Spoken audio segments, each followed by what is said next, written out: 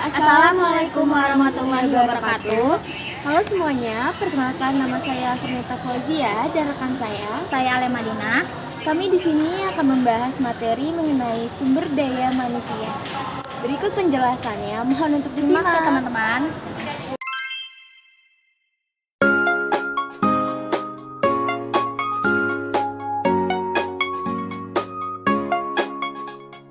Thank you, Mommy.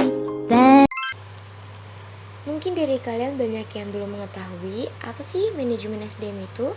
Secara umum, manajemen SDM adalah suatu proses mengelola sumber daya manusia dalam organisasi untuk mencapai tujuan bersama secara efisien dan efektif. Jadi dapat disimpulkan bahwa MSDM atau manajemen sumber daya manusia adalah cara perusahaan untuk mengelola orang-orang yang bekerja di dalamnya untuk mencapai tujuan bersama. Bayangkan jika sebuah tim sepak bola, setiap pemain memiliki posisi dan tugasnya masing-masing, tetapi mereka harus bekerja sama untuk memenangkan pertandingan. Sama halnya dalam MSDM, perusahaan harus memastikan semua orang tahu tugasnya dan bekerja secara efektif. Sebagai contoh, sebuah perusahaan seperti Gojek memerlukan banyak pengemudi, tim IT, dan staf administrasi.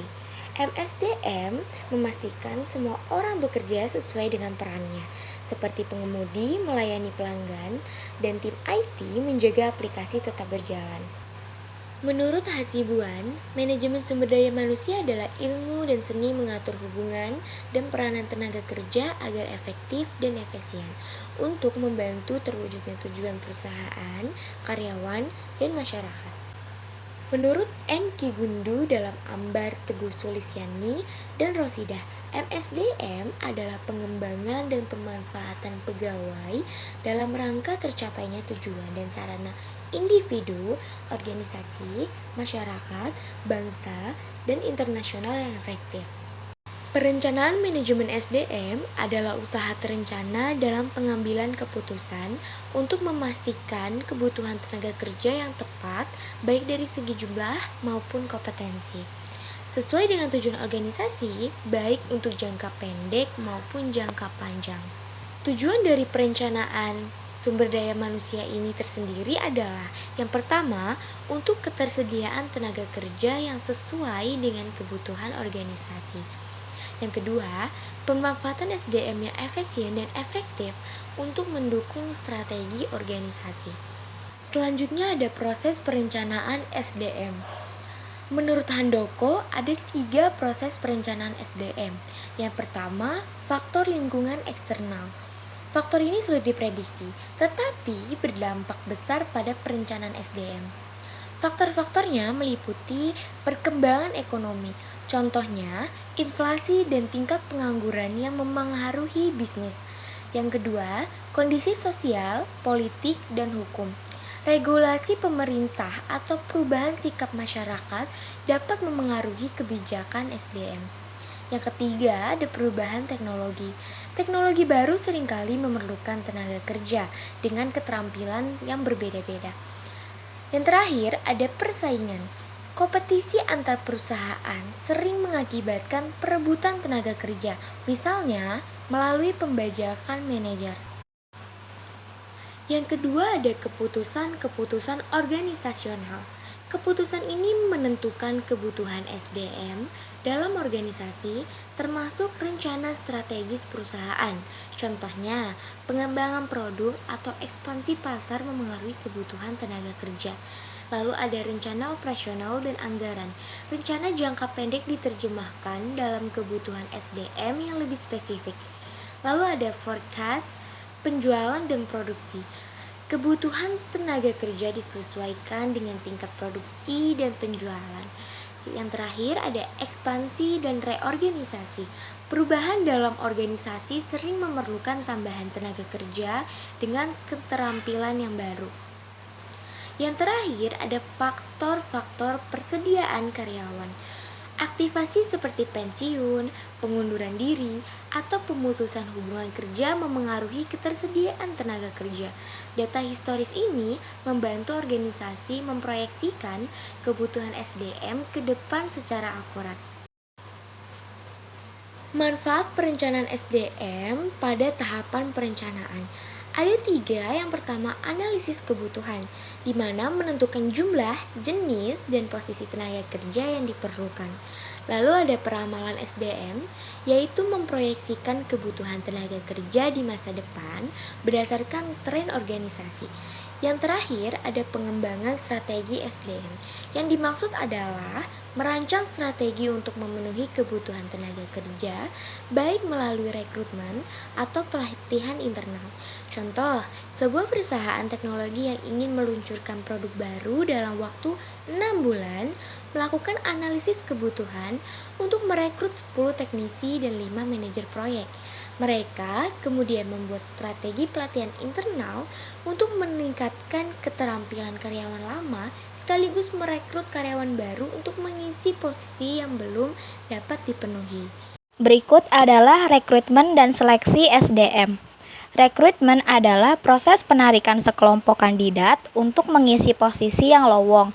Penarikan menyangkut usaha untuk memperoleh karyawan dalam jumlah yang tepat dengan kemampuan-kemampuan yang dibutuhkan untuk mengisi jabatan-jabatan yang tersedia.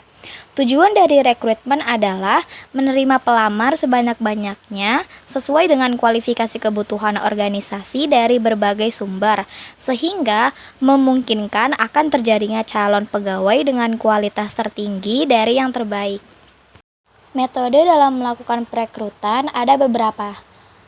Contohnya, pengiklanan, leasing, atau penggunaan tenaga honorer, rekomendasi dari karyawan yang sedang bekerja, atau employee referrals, dan ada penarikan lewat lembaga-lembaga pendidikan, kantor penempatan tenaga kerja, serikat buruh, dan penggunaan komputer.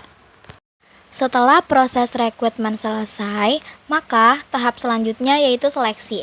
Proses seleksi dimulai setelah kumpulan para pelamar yang memenuhi syarat didapatkan melalui perekrutan, yang melibatkan serangkaian tahap yang menambah kompleksitas dan waktu sebelum keputusan rekrutmen SDM diambil.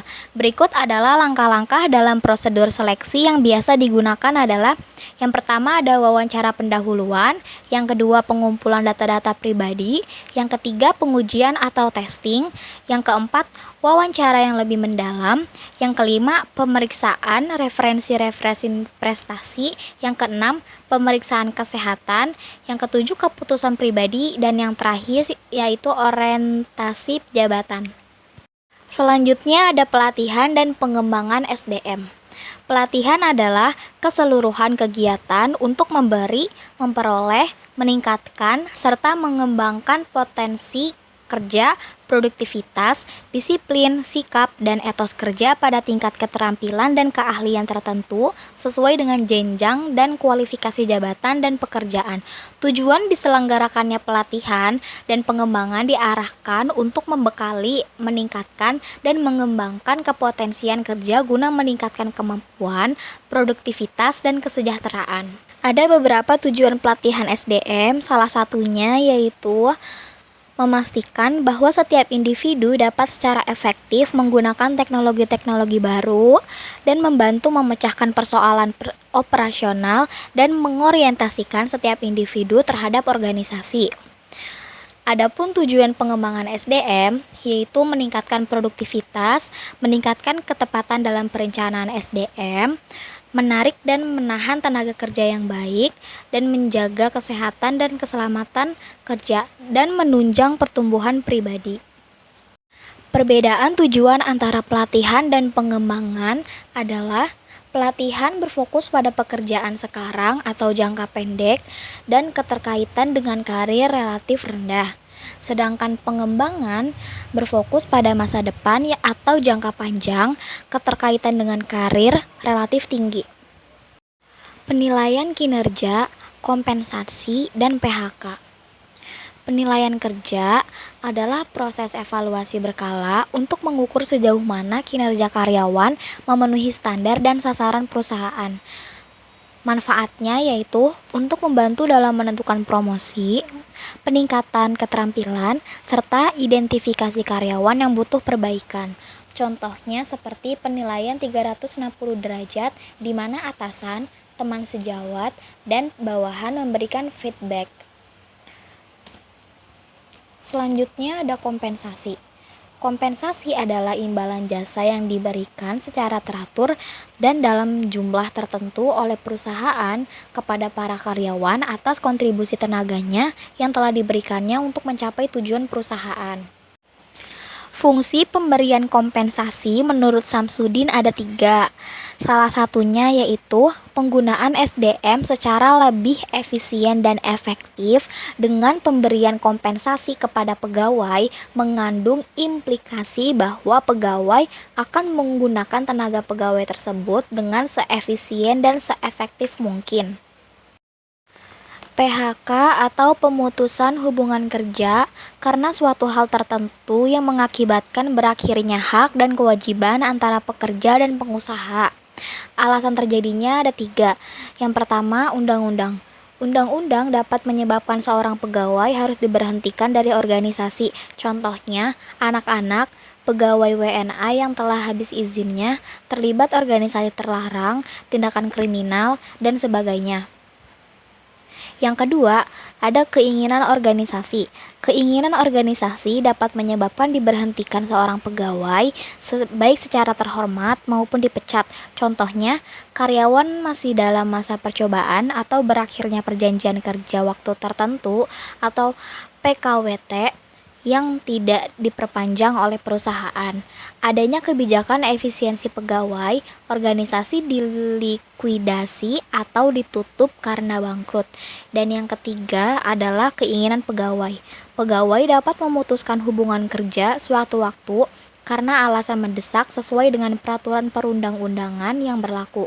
Contohnya, karyawan mengajukan pengunduran diri, karyawan sakit keras atau meninggal dunia, dan karyawan mencapai usia pensiun.